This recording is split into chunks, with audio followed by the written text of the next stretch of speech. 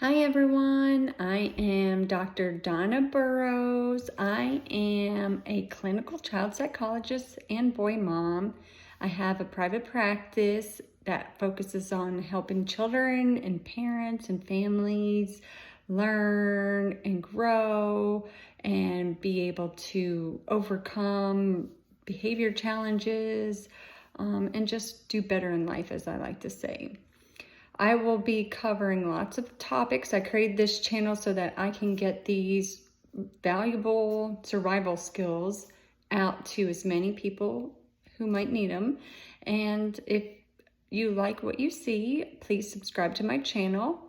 I will be covering topics for helping kids with ADHD and autism spectrum, but I'm also going to be teaching some skills that will help adults and everyone. How to manage anxiety, overcoming challenges, being better organized, the works. So today I wanted to talk a little bit about self-regulation. Ooh, what is that? Big word, huh? What is it? Why is it important? And how do we do it? So first of all, let's see. Have any of you gotten a call from school saying your son or daughter hit another kid? Or what's the big one I hear all the time? Weren't focusing. They didn't listen. They didn't do their work. Didn't stay in their seat. If you've never gotten a call like that, you are really lucky. I hear it all the time. I see it all the time. And it's something that I work with on myself because, sometimes I'm on autopilot, and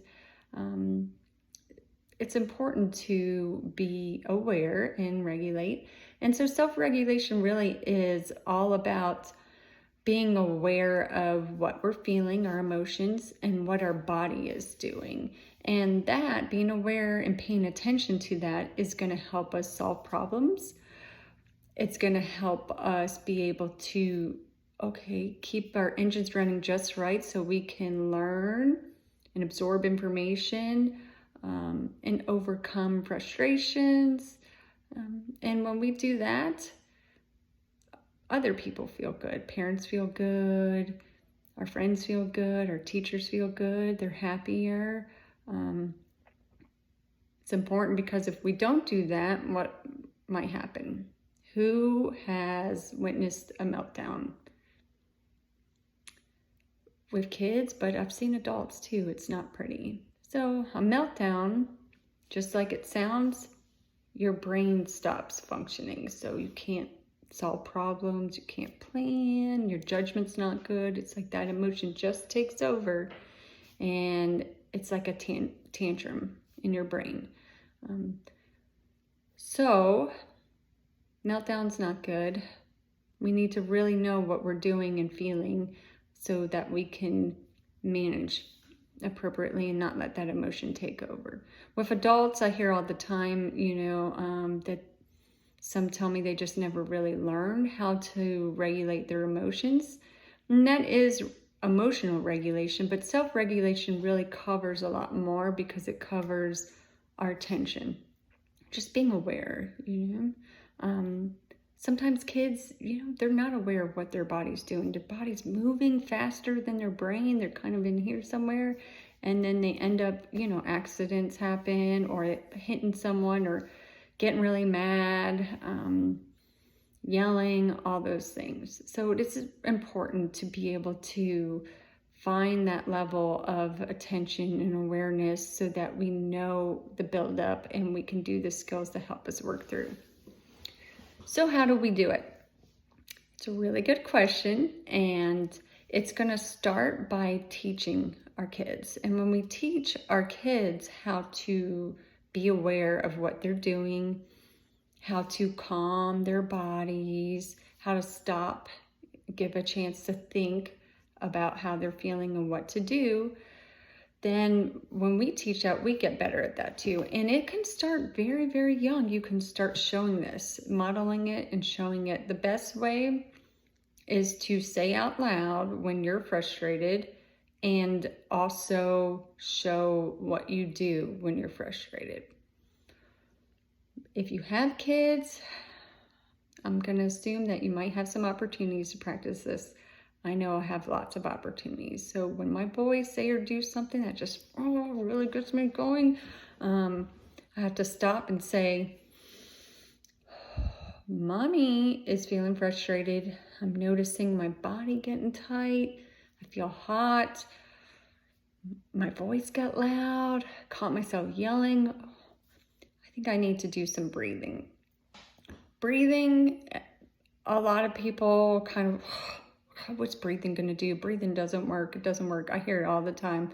We're breathing all the time. It's doing something. When we're stressed, when we're frustrated, we're not really getting a lot of oxygen in. We're like, so stopping and paying attention to our breathing is going to give us that space to think about what to do next. So I like to give some kind of tactile or visual activity with the breathing. So I might say, Mommy's frustrated and I need to do my 5-finger breathing. It's a good one. Kids like it because they trace their fingers. And what you're going to do with 5-finger breathing is you're going to breathe in every time you trace your finger up, and then you're going to breathe out. It should be about 4 counts. Breaths, you can do square breathing too, where you breathe in for 4 and then out for 4 and then in again. So I'm going to show you really quick. Mommy's really getting frustrated right now. Seems like nobody's listening. I've had to repeat myself. Oh, I'm yelling. I feel my body getting hot. I better do some 5-finger breathing.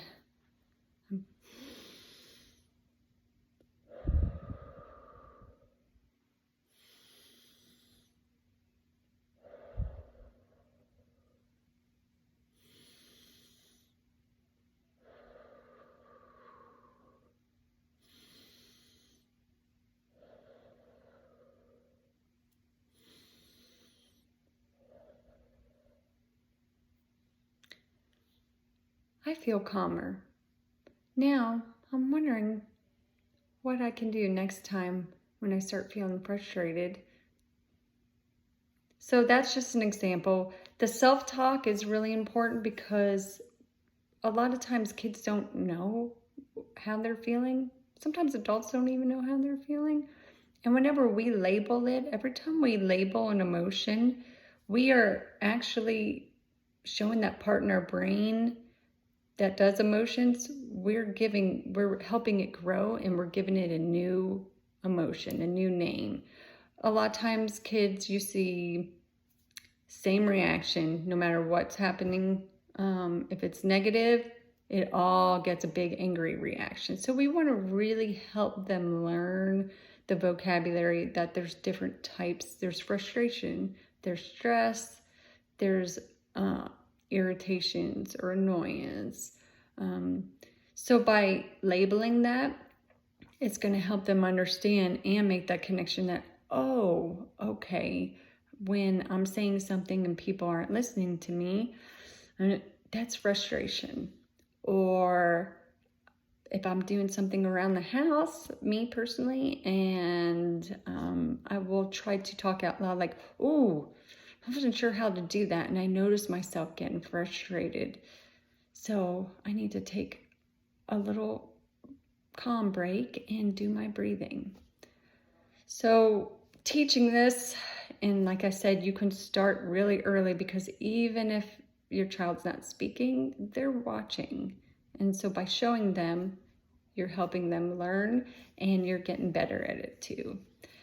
A lot of this is going to take mindfulness, which is hard. So mindfulness is paying attention to what you're doing in the present moment, not being on autopilot. And I know I spend a lot of my day on autopilot and I have to catch myself. If you've ever been driving somewhere and then all of a sudden you realize, I don't even remember the drive. That's being on autopilot. We all do it. But starting with the breathing, that's the basics, and you can set specific times to do mindful breathing with your kids, with your family, right before dinner. Hey, everyone's at the table. Let's do a couple 4-count breaths. Okay, and then talk about the day. I will be going more in depth into mindfulness, especially for kids, and self-regulation activities. So stay tuned.